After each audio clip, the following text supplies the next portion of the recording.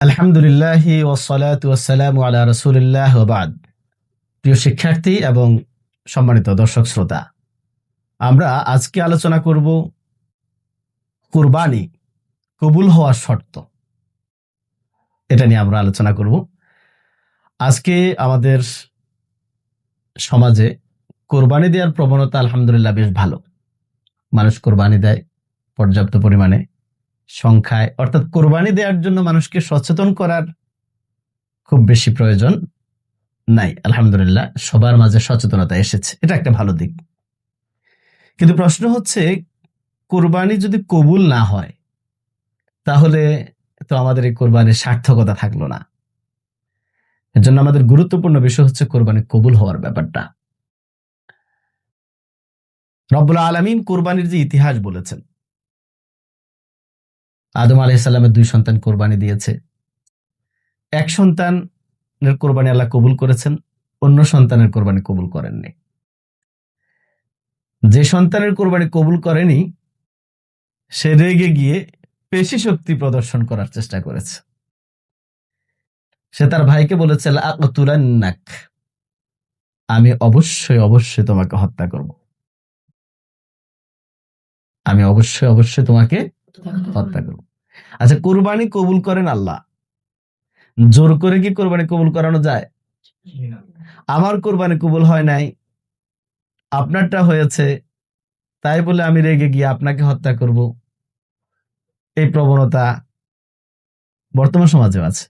কোরবানির ক্ষেত্রে না, সব ক্ষেত্রে আদর্শিকভাবে যখন আমরা মোকাবেলা করতে পারি না, তখন আমরা চাই তাকে আঘাত করে হলেও প্রতিহত করতে হবে। এই প্রবণতা পৃথিবীর শুরু থেকেই ছিল। إذ قرب قربانا فتقبل من أحدهما ولم يتقبل من الآخر قال لأقتلنك,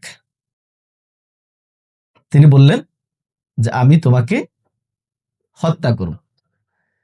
কিন্তু ভালো যে ভাইটা, যার কোরবানি কবুল হয়েছে, তিনি বলেছেন, লাইন বাসাত্তা ইলাইয়া ইয়াদাকা লিতাকতুলানি মা আনা বিবাসতিন ইয়াদি ইলাইকা লিআকতুলাক ইন্নী আখাফুল্লাহ রাব্বুল আলামিন, যে আপনি যদি আমাকে মারার জন্য হাত বাড়ান, আমি কিন্তু বাড়াবো না। কেন বাড়াবো না? আমি দুর্বল এজন্য না, আমি আপনাকে ভয় পাই এজন্য না, বরং আমি আল্লাহকে ভয় পাই, যে কোন একটা অন্যায় করার ক্ষেত্রে। এর আগে তিনি বলেছেন যে কোরবানি মূলত কবুল হয় মুত্তাকিদের। সুতরাং পেশি শক্তি দিয়ে কোরবানি কবুল করা যাবে না, আধিপত্য দিয়ে কোরবানি কবুল করা যাবে না, অনেক বেশি দামি গরু দিয়ে কোরবানি কবুল করা যাবে না। আমার একেবারে বাংলাদেশের সেরা গরুটা যদি এনে কোরবানি দিই, এটা আমার কোরবানি কবুল হওয়ার ক্ষেত্রে কোনো ভূমিকা রাখে না।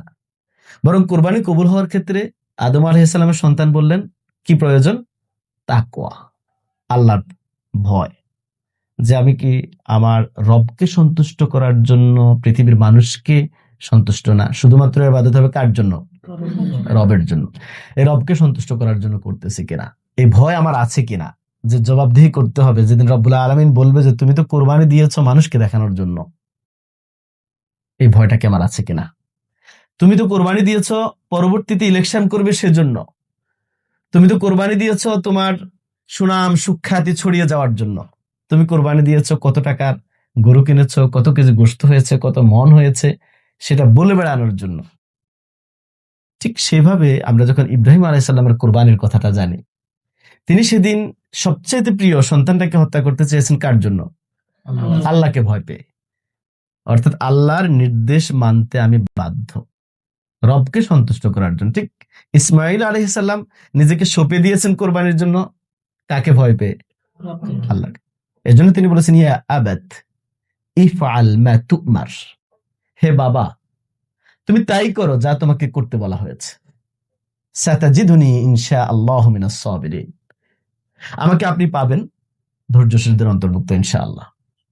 এরপরে সূরা হজ্জের মধ্যে রব্বুল আলামিন বললেন, লান ইয়ানালাল্লাহা লুহুমুহা ওয়ালা দিমাউহা ওয়ালাকিন ইয়ানালুহুত তাকওয়া মিনকুম,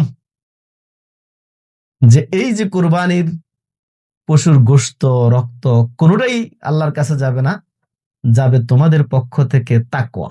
কি যাবে? তাকওয়া।